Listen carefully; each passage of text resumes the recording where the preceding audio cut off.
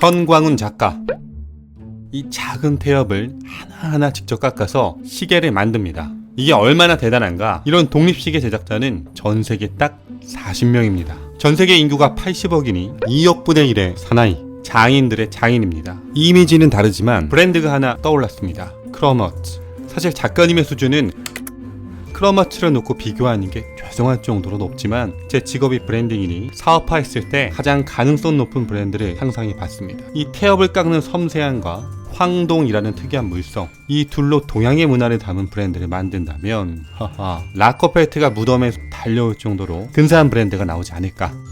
크로마츠는 락 문화를 담았는데 이분은 어떤 생각을 할까. 그리고 지난 9월 10일 작가님을 만났습니다. 2시간 남짓 대화며 들은 거장의 세계관은 그 자체로 큰 영감을 줬습니다. 오늘은 그 이야기를 공유합니다. 오늘의 단어, 투명한 부족.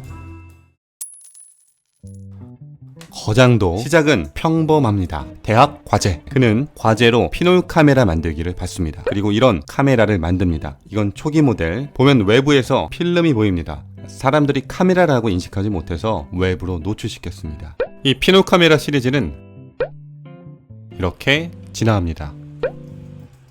그리고 찍은 사진. 카메라를 만들다 보니 타이머가 필요했습니다. 그렇게 처음 시계 세계에 입문합니다. 어떻게 시계의 무브먼트를 만들까? 이 과정이 미쳤습니다. 시계 산업은 폐쇄적입니다. 파텍, 오데마, 롤렉스 같은 회사들이 회사 내부로만 기술 이전을 하며 꽁꽁 싸매고 알려주지 않습니다. 학원, 학교가 있지만 이런 회사에 입사하기 위한 기초 기술 정도를 알려줍니다. 그런데 현광훈은 어떻게 공부했나? 유튜브. 먼저 오래된 스위스 장인의 인터뷰를 찾습니다. 물론 시계 만드는 법은 대빈이 인터뷰에서 말해줄 리 없죠. 그는 일시정지를 누르고 뒤에 있는 장비를 살핍니다. 저 장비가 뭐에 쓰는지 정확히는 모르지만 다양한 영상들이 여러 나오니 중요하겠네. 모양을 보니 이런 데 쓰는 거 아닐까? 그리고 이베이에서 찾아 150년 된 장비를 주문합니다. 주문했다고 바로 쓸 수 있는 게 아닙니다. 100년이 넘었으니 복원 작업을 해야 합니다. 그렇게 장비를 사서 복원하고 이렇게 쓰는구나. 작은 태엽을 만들고 다시 장비를 사고 복원하고 만들고 그렇게 하나씩 쌓아서 결국 무브먼트 전체를 만드는 데 성공합니다. 바로 이 시계가 그렇게 만든 초기 작품입니다. 그리고 이제는 유럽에서 이 기술을 배우러 온다고 합니다. 진짜 대단합니다. 그리고 한편으론 이상했습니다. 작가님과 대화할수록 예술가보다 엔지니어라는 느낌이 듭니다. 마치 실리콘밸리에 있어야 할 로봇공학자? 왜 미술을 전공했을까? 답은 이렇습니다. 원래 그는 공대를 가려 했습니다. 어릴 때부터 기작에 빠졌습니다. 자판기를 보면 어떤 원리로 움직일까? 마치 데카르트처럼 물건을 볼 때마다 기계론적 구조를 궁금해했습니다. 더 궁금합니다. 그런데 왜 미술을?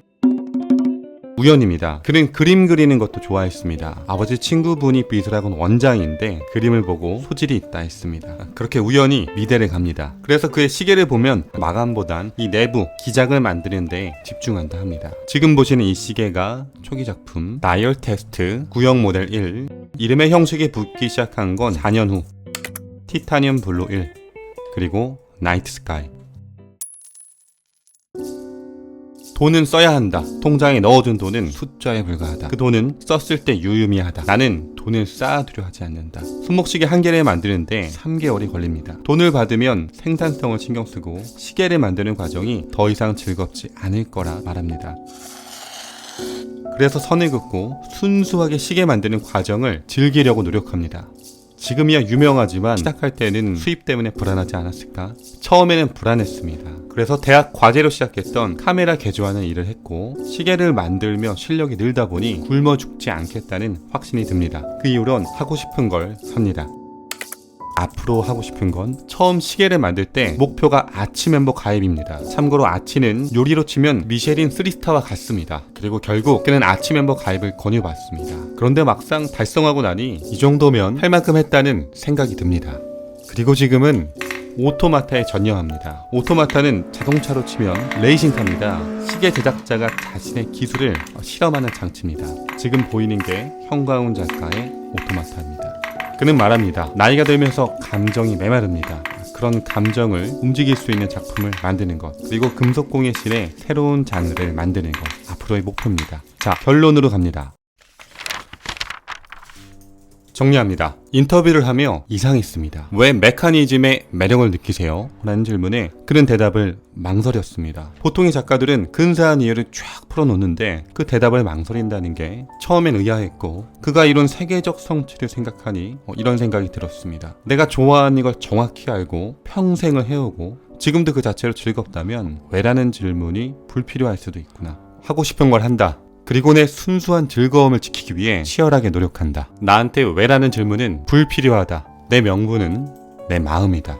근사하다. 그리고 저의 질문 후 내가 왜 이걸 좋아했지? 마치 태엽을 조각하듯 하나씩 생각을 다듬던 작가님은 이유를 말해줬습니다. 참고로 편집 과정에 제 시선이 들어갈 수 있습니다.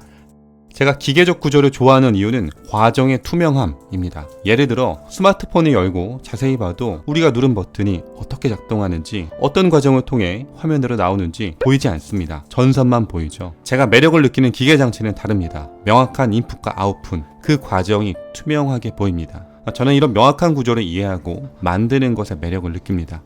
우린 노력해야 합니다. 우리가 쓰는 물건이 어떻게 작동하는지 더 알려고 노력할 필요가 있습니다. 어쩌면 킬바님이 말한 통제할 수 없는 것에 대한 두려움이 큰 것도 있는 것 같네요. 우린 알지 못하는 것들을 너무 많이 우리 곁에 둡니다. 자, 인터뷰는 여기까지입니다. 이번 여름 너무 길었죠? 요즘 지구가 제대로 고장났구나 걱정이 되는데, 작가님의 마지막 우리가 알지 못하는 것들을 너무 가까이 둔다는 말이 이 열대와 함께 깊이 와닿았습니다. 좋은 안내가 하나 있습니다. 광고가 아니고 제가 좋아서 추천하는 정보입니다. 올해 12월 초부터 작가님이 시계 만들기 과정을 합니다. 이런 벽시계를 만듭니다. 인원은 수업 특성상 4명만 수용할 수 있다고 하네요. 12월 겨울에 해가의 작업실에서 옹기종기 시계를 만든다고 생각하니 저는 조금 설레입니다. 저도 출장 계획을 피할 수 있으면 참가할 예정입니다. 관심 있는 분들은 작가님의 인스타를 눈여겨보시면 좋을 것 같습니다. 댓글에 고정해 두겠습니다. 가을입니다. 이 좋은 날씨 만끽하고 계시길 바랍니다. 자, 그럼